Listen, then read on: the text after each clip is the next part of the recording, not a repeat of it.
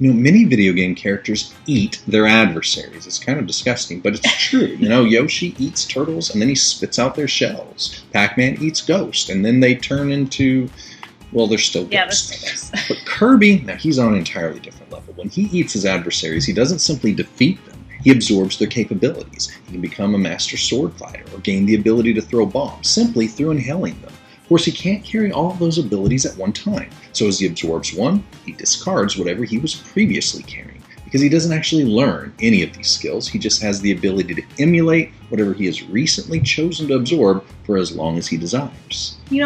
Much like Kirby, the things that we choose to absorb into our lives matters, often in ways that may not be immediately obvious. What we consciously read, the things we choose to dwell on, and the conversations that we participate in either empower us or weaken us.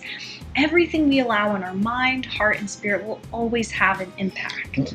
Paul summed that up in his letter to the Corinthians when he said, "All things are lawful for me, but not all things are helpful. All things are lawful for me, but I will not be brought under the power of any." Similar to Kirby, there's a plethora of things for us to inhale and absorb into our spirits, but not everything that is accessible and permissible is actually beneficial for us. Some may make our progress more difficult. Others may actively move us farther away from our goal. We are in a constant process of being formed into the likeness of Christ, and that growth is a journey that will continue until our final breath. Just as a symphony is a collection of musicians guided by a goal of producing a beautiful song, our lives are a composition of all that we consciously choose to include with the singular vision of having our minds transformed into the mind of Christ. But for this to work, we need clearly defined sheet music to guide us, ensuring that our symphony is aligned with Scripture and not merely some cheap, legalistic, generational hand-me-downs. Unfortunately, Paul was kind enough to give us a clearly defined list of what meets the criteria for beneficial absorption.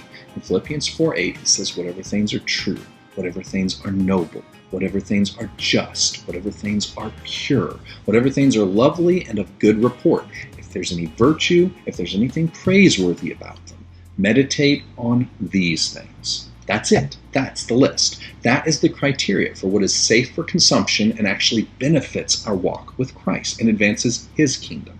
When we're considering the various means of ingesting information into our minds, this is the list of what makes the cut.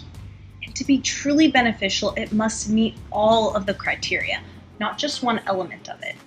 There are things that are true, but are they praiseworthy? There are things that are lovely, but are they pure?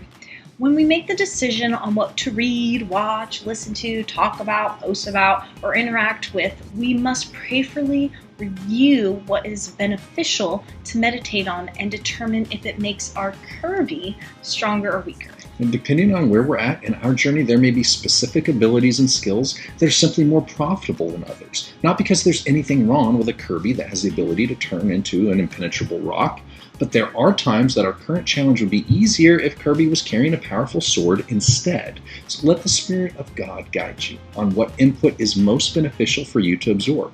Resist the urge to simply copy the other Kirbys around you. The Lord knows the unique situation and season that you're in and what specific battles you're about to face.